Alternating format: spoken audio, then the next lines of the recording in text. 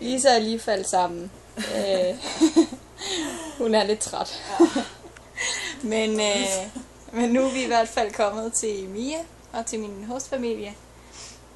Og vi mødte dem på Nagoya togstation klokken 1, eller det vil så sige lidt over 1. Kvart over 1 eller sådan noget, fordi vi var kommet til at stå ved det, fordi vi har aftalt, at vi skulle mødes ved et stort ur, der er på Nagoya station.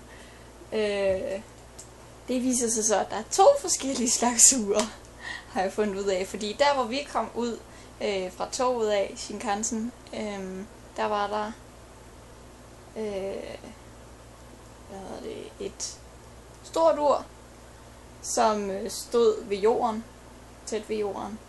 Og det troede vi, eller jeg troede, at det var det ur, der blev snakket om. Fordi jeg vidste jo selvfølgelig ikke, at længere nede af stationen, der var der sådan en stang med forskellige ure på. Så vi kom til at stå det forkerte sted og vente. Og jeg var sådan lidt, fuck, hvorfor havde jeg ikke været bedre til at... Hvorfor havde jeg ikke spurgt Chiho om hendes mobilnummer, så vi kunne have fundet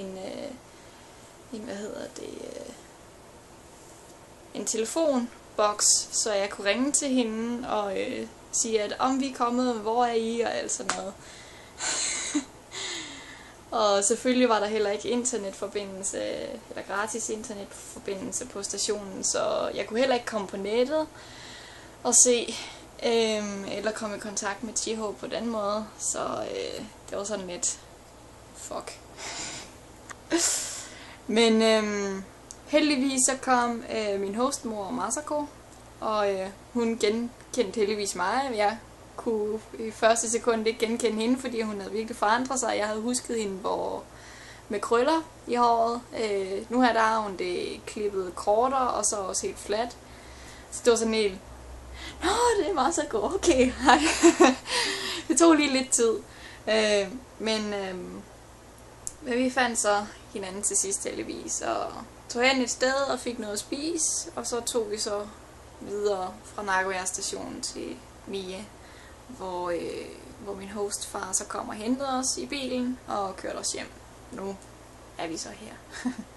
Og hvor vi også fik givet vores gaver, og så havde de åbenbart også noget til os. Nogle kjoler. Den her kjole. Jeg skal nok tage den på et tidspunkt, så I kan se meget bedre, hvordan det ser ud. Og undskyld, hvis det ryster. Lisa fik en tilsvarende i en anden farve. Den her. Så det er vi rigtig glade for, må man sige. Og ja, i familien der plejer de også at have en hund og 2 katte. De 2 katte har de stadig, men hunden den er desværre død. Og det synes jeg virkelig, virkelig er ærgerligt, fordi han var så kær. Virkelig. Det var en sort labrador. Han var godt nok meget gammel, så man kan jo sige, når han døde af naturlige årsager, hvilket jo er fint nok, men jeg ville bare godt have set ham igen. Sagt hej til ham. Både ham og jeg kunne lide hinanden. Og så selvfølgelig også Lisa også kunne møde ham. Men ja, nu har hun så mødt de 2 katte. Baby-chan og så det er jo fint. Men ja, selvfølgelig, der er jo gået 3 år, så de kunne overhovedet ikke huske mig. De var nærmere skræmte. Men når man tænker over det, det var de også, da jeg kom der første gang for 3 år siden. Og der var de også bange. Så jeg tror nok bare, at de er nogle katte, der er bange for fremmede. Men de skal nok vende sig til os. Wow. Som Lisa gjorde. Så lige nu der slapper vi bare herop her på mit gamle værelse. Ja, vi slapper herop. Slapper af heroppe. Glad nu.